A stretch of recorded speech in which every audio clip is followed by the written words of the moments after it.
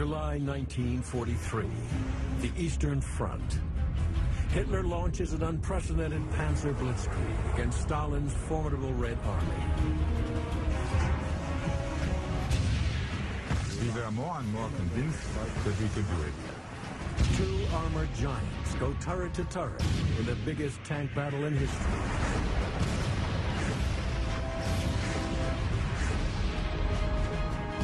It's just as if two bulls that run into each other. Defeat is not an option. At stake is nothing less than the fate of the Second World War. In my soul, I knew one thing and one thing only. Whether or not I die, I would stay on the spot till death, and I will win. This is tank warfare at its bloodiest. This is the Battle of Kursk.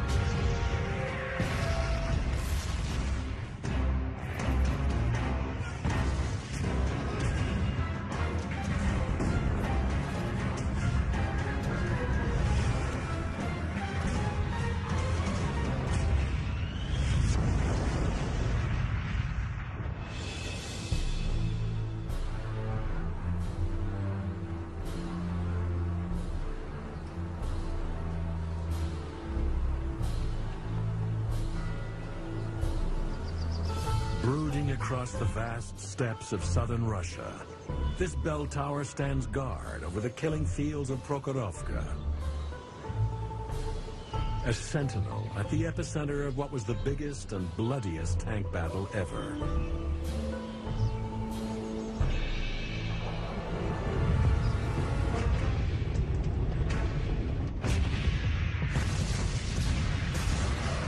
Operation Citadel, Hitler's last gamble to turn the tide of the war on the Eastern Front. Since the beginning of 1943, Germany's once unstoppable advance into the Soviet Union has come crashing to a halt, and the Red Army is on the offensive. They've pushed the Germans back 300 kilometers. Hitler's hopes of ultimate victory on the Eastern Front seem to have vanished. In the spring of that year, he prepares for a massive counteroffensive, codenamed Operation Citadel. His plan is to launch a large-scale pincer maneuver to cut off the Soviet-held salient centered on the industrial town of Kursk. The goal, encircle and destroy more than 500,000 Soviet forces in the Kursk Bulge.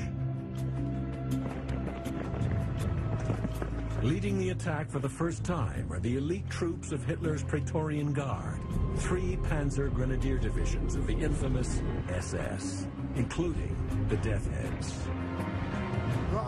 We were all under 20 or 25, and we were all faithfully German, who believed in their fatherland.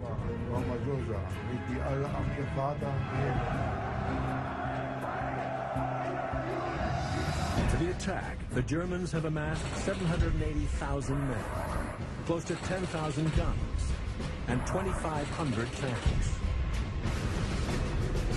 But the delay gives Stalin the time he needs to prepare.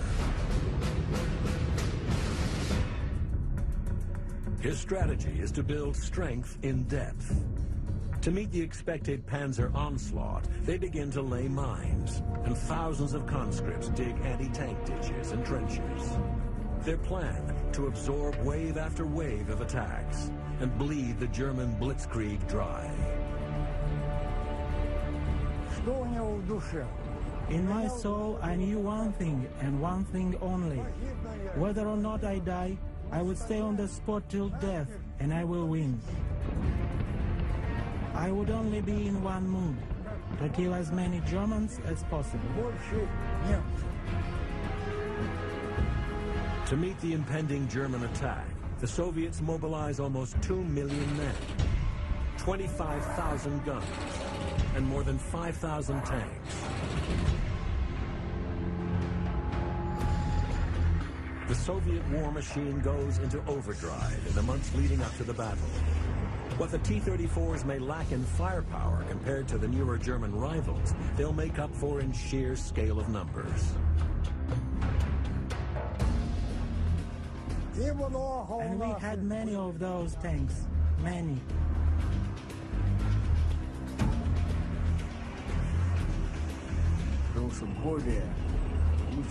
I did not just like the T-34.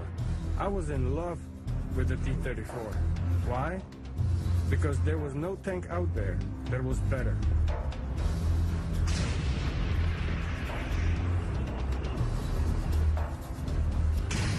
I love it. I'm in love with that tank. The T-34 is the backbone of the Soviet Armored Corps. Equipped with a 76mm main cannon and 47mm of sloping frontal armor, the T-34 is a perfect balance of firepower and protection.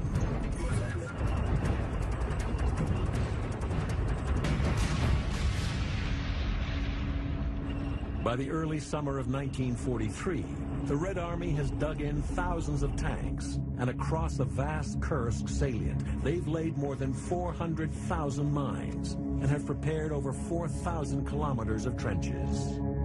Finally, they are ready for the Germans to attack. And at midnight on July 5th, that's exactly what the Germans do.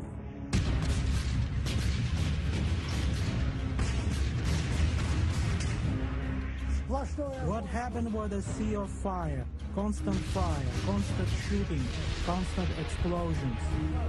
The sound was intense to the point of blocking your hearing. Everyone, all of us are scared of dying. That's clear to everyone. But it's important to overpower that feeling. Overpower it. In the southern sector, the German blitzkrieg is spearheaded by the SS Panzer Grenadier Divisions.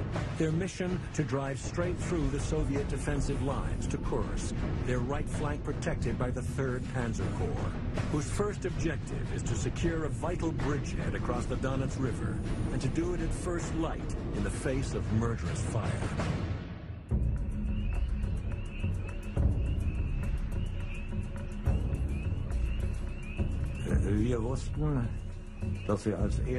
We knew that we were the first who had to cross the Donets River, a water obstruction which we knew had steep shores and was quite swampy. Steile Ufern, war etwas sumpfig.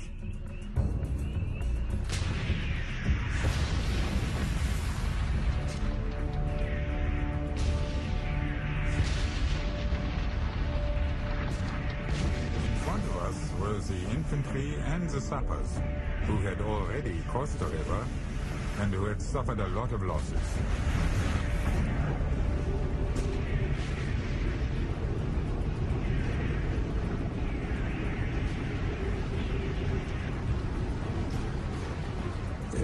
The Russians knew our intentions and had positioned their artillery, and we were met with huge artillery fire. Artilleriefeuer.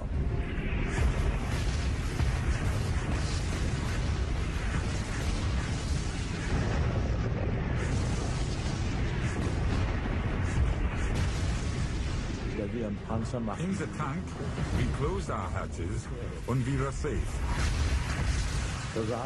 The sappers were sitting there, only with steel helmets and a whistle in their mouths. The water was as if it were boiling. That's how strong the explosions were. And they just kept doing their work, and we crossed the bridge.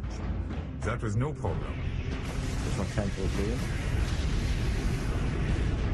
But immediately after the bridge was a minefield.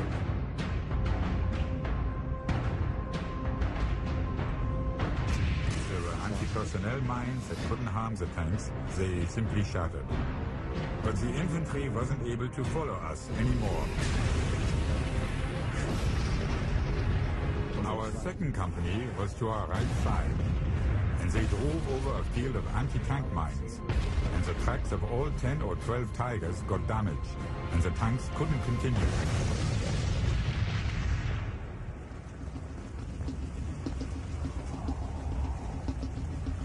On the right flank, the Germans suffer heavy losses. But nothing can stop the SS in the center. They punch a hole 20 kilometers wide and 15 deep.